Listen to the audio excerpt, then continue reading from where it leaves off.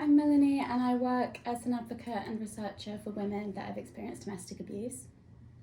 Hi, I'm Maria. I'm the co-president of the Intersectional Feminist Society and Push Solidarité.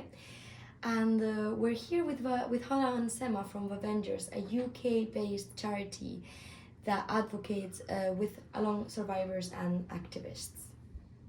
Hi, I'm Hoda Ali. I'm co-founder of the Vavengers. I am a nurse, and right now I'm lead project manager for safeguarding in primary schools. Hi, I'm Sema Gorno. I'm the CEO at the Vavengers, and I'm a human rights campaigner. So Hoda, are you happy to tell us a bit about yourself and story? So where do I start? So I'll start from the beginning.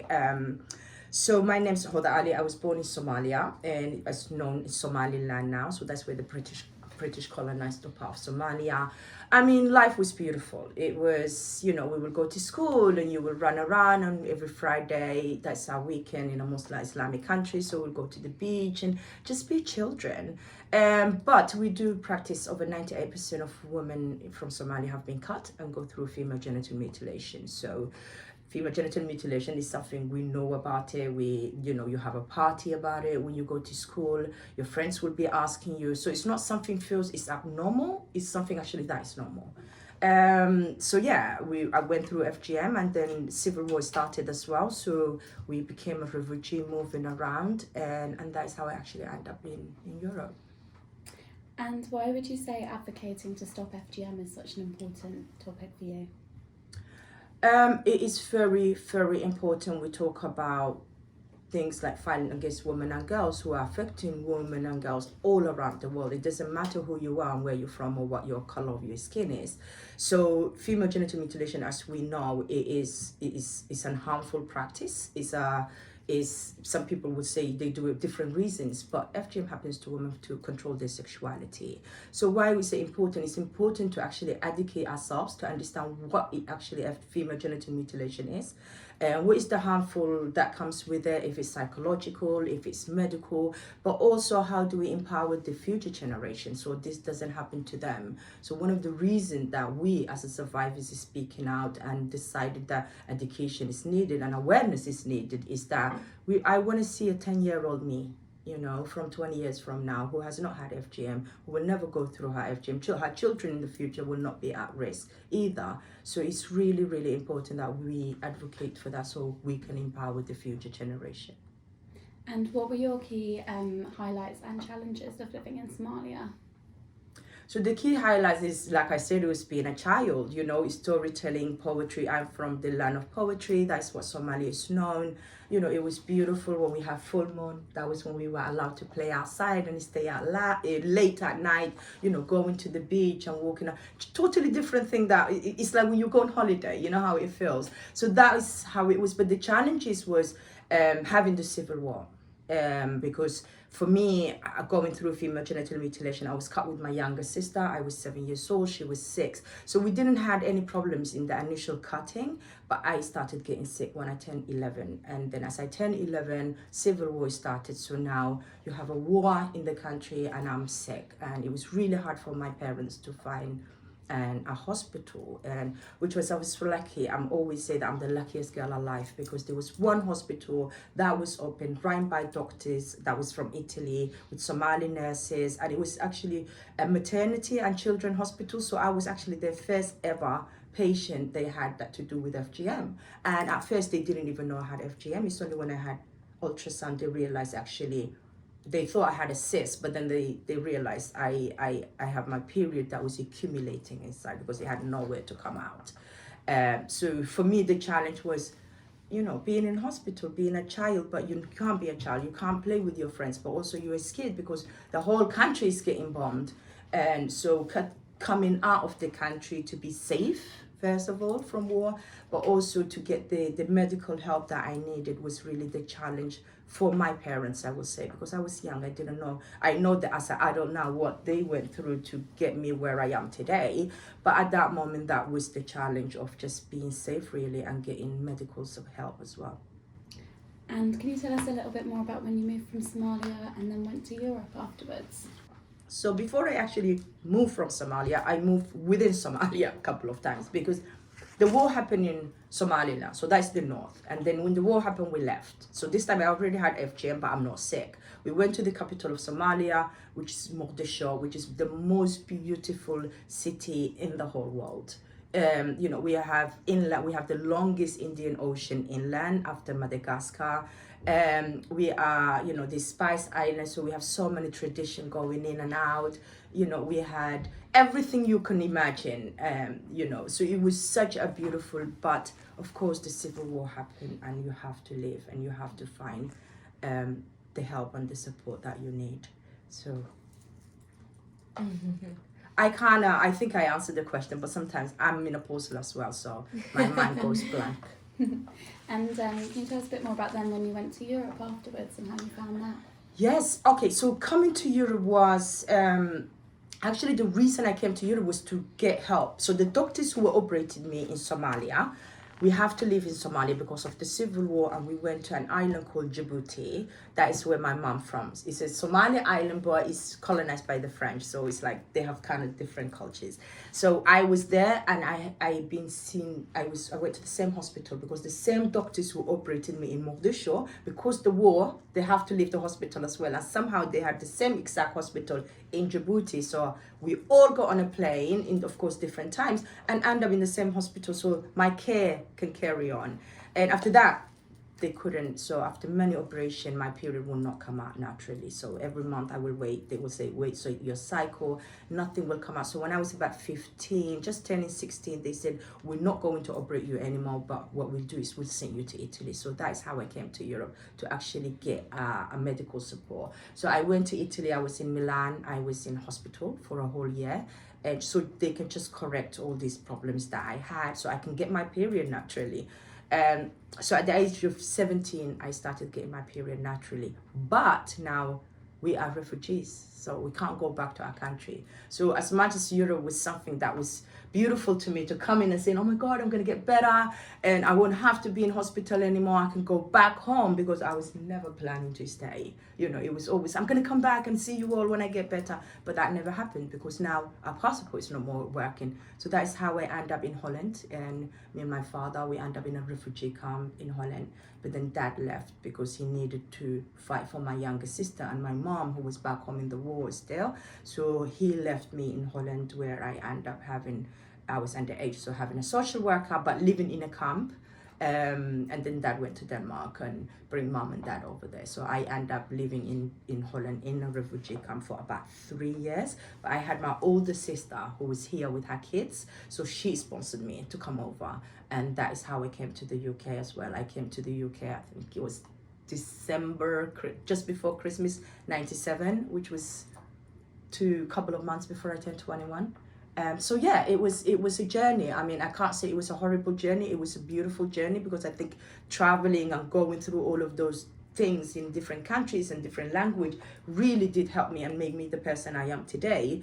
But I survived. That is the main thing. There are millions and millions of women and girls who did not survive. And even if they survive, they don't have the voice and the choices and the chance that I do have to even be here talking to you today. So the challenge is always there. And who were the key people or organisations that supported you at the time? And what kind of support would you have appreciated that didn't exist at the time as well? I think to start with, it wasn't so much an organization. It was my support system that was around me, and it was my best friend. Her name's Leila Hussein. I think a lot of you know that she's the main person who's been always making the noise. We call her a troublemaker. And for me, it really wasn't, I didn't start to become a campaigner or public speaker or, I knew that it is wrong what was happening, but it took me a very long time to realize it's wrong, because like I said, every woman around the world, I would think, when I was that 7-year-old girl who was having parties to be cut, I thought 2 of you would have it as well. I would think summer has gone, because it's not something you think it just happens to you. You think, oh, if this is happening to me to become a woman, then it happens to every single woman around the world. So it was a very long time for me to actually connect the 2 dots together. Even though I was sick, even though I've been to 3 different hospitals so many hospitals in 3 different countries, in 2 different continents, it still didn't bothered me. He still didn't think it was wrong. But it was actually talking to Layla, and that was a long time ago. This is about, I don't know, 2003, something like that. So it's not that long ago. And so we met her, and she was like, Hoda, tell me about your life. And she was the only person I explained to her, you know, I have all these scars because, you know, I have operations. I always say that every single scar in my body is telling my story of how I survived and I'm here today. So this is when she beginning of Daughters of Eve, which is one of the charities she set up with one of her friends. And she said to me, Hoda, I really think talking to the girls that I speak to every Saturday will benefit you talking. Do you mind talking? So I just said, okay. So like now, Saturday morning, went to her place. It was a little charity room near her house. And all I did was just sit down and tell my story just like I'm telling you to a 16, 15-year-olds. And each of one of them was crying. And I did not understand why these girls are crying. I did not understand what was so powerful that my story, like, you know, every woman tells a story. So that's where really the seed has started, because to find out what happened to me was not normal. What happened to me was not something that happens to all of the women, even though I built it up, but that's when I felt really strong to say it out loud. So yeah, if it wasn't for Layla, I don't think I would be here. But I do have an amazing support. So like my husband, who don't know anything about FGM. He's born in London. His parents are from the Caribbean in Barbados, you know. So now I'm meeting this man at the age of 23 and telling him, oh yeah, by the way, I had something called FGM, because when I met him, within 24 hours of meeting my husband, he had to take me to A&E because I was bleeding so much that I was in pain, and I just called him.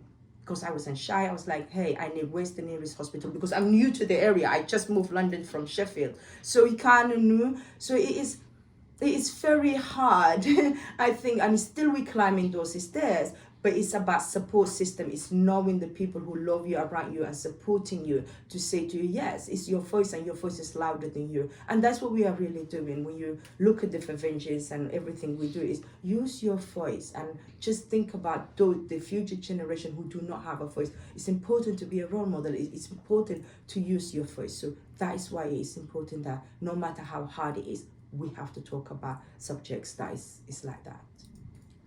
And yeah, so can you tell me a bit about the work you do now? So co-founding Vavengers or being a nurse, those sorts of things.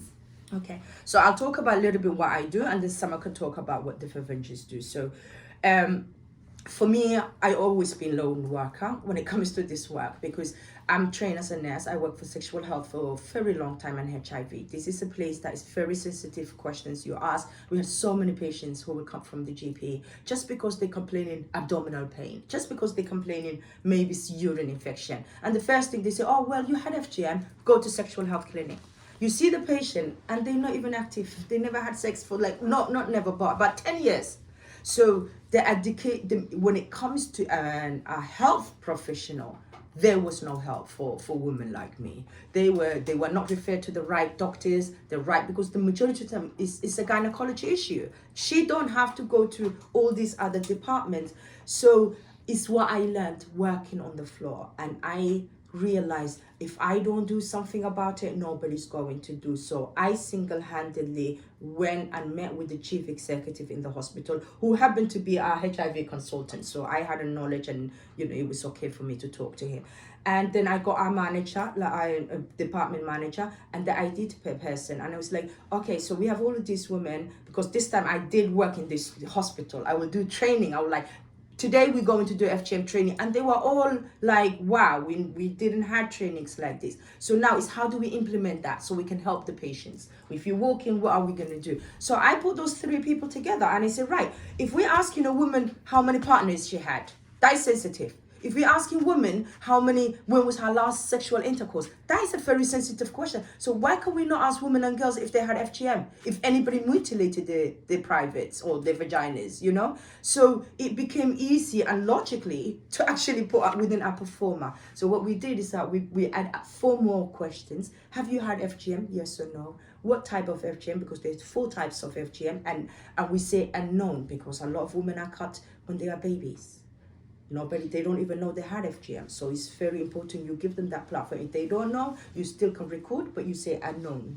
And remember, the sexual health clinic, so most likely we're going to be doing tests. We might be doing a speculum, so it'll be easy for us to actually examine this woman because of the test she's going to have anyway. And then the third place is referral. So we all know that we have FGM clinics now. We have 11 clinics here in London who women can just walk in and get support they need when it comes to FGM. They don't need to be referred by their doctors or anything like that. They just go and do that. So those are the work that I do, that to make sure how do we help the professionals.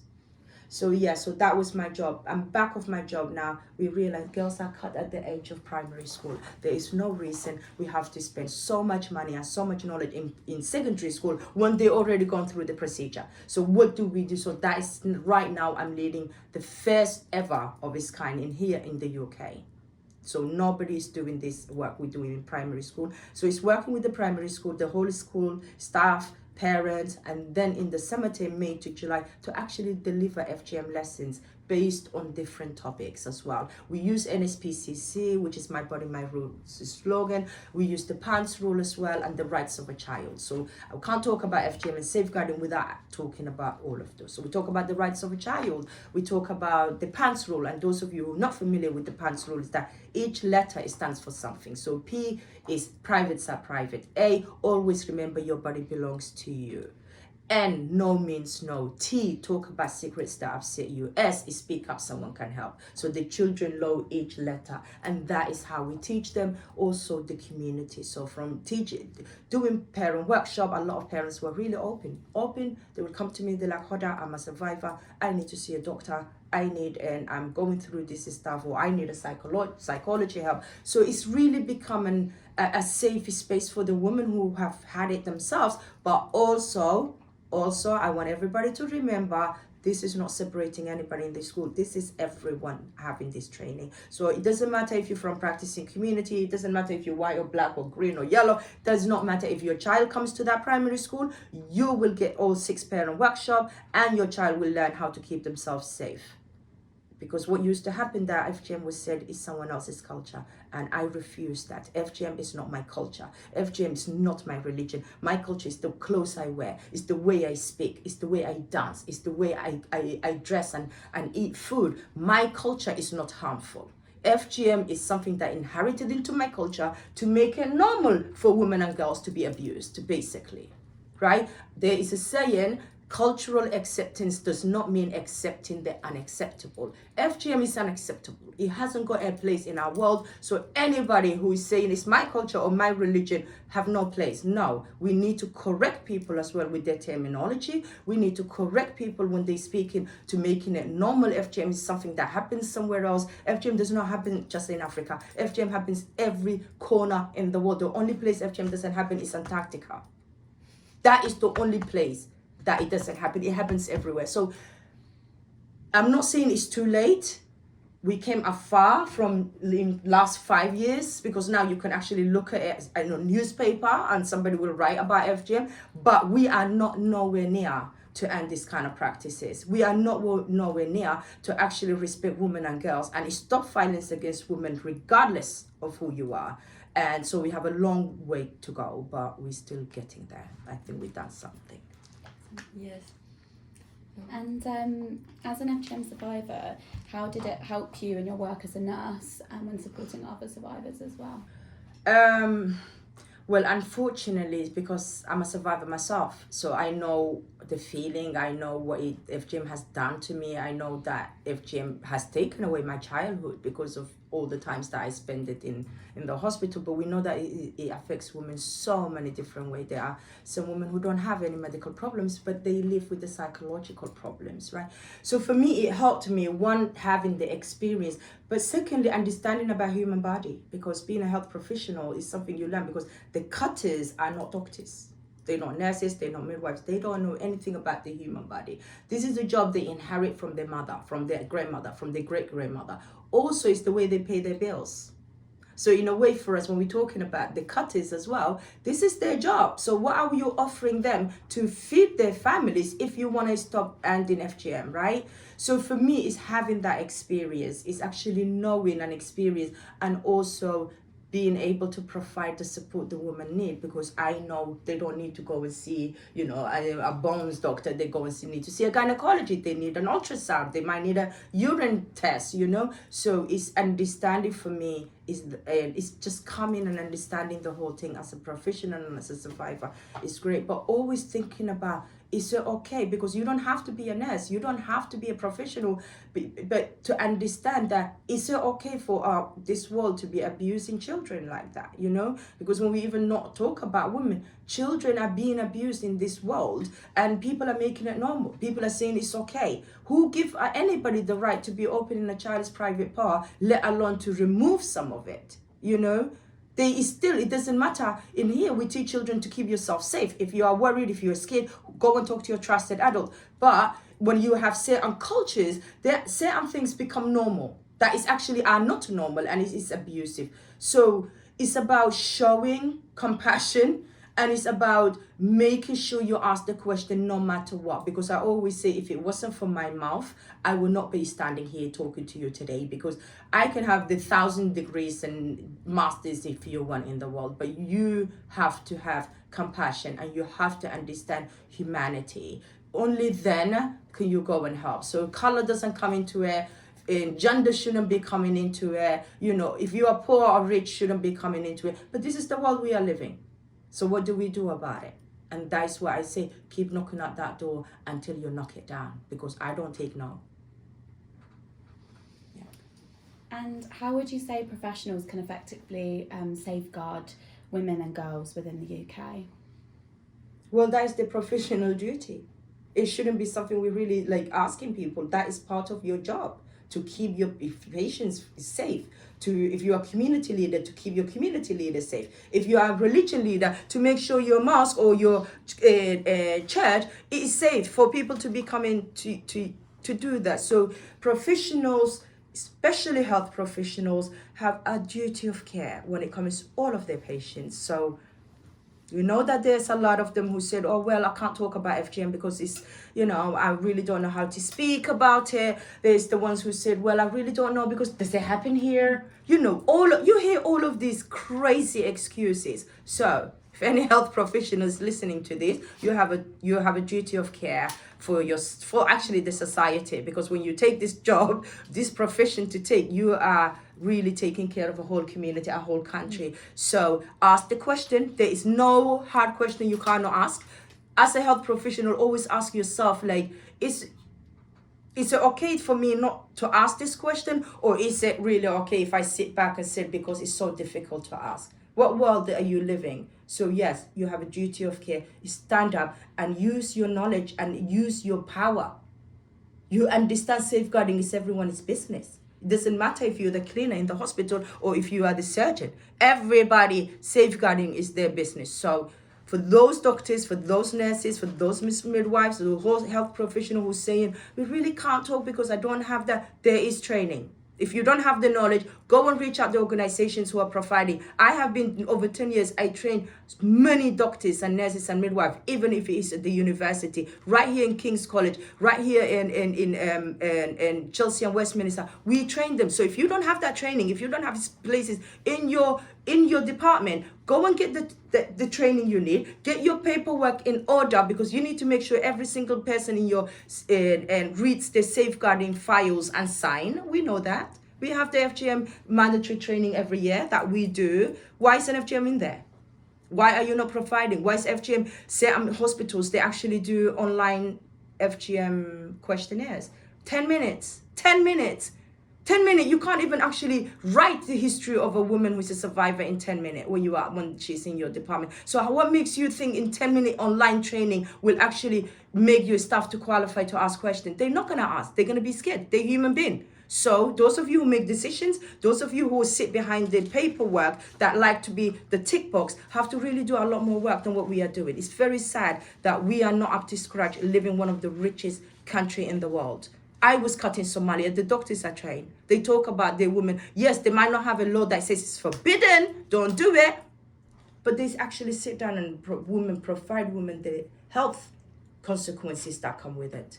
So I think it's about time we put our hats and use what we have, because this sitting down and just reading about and not coming to the floor to see how it works is not going to work. And we're definitely going to end FGM, and we're definitely going to end, we're not going to end violence against women and girls, even though living the richest country in the world. So people need to think.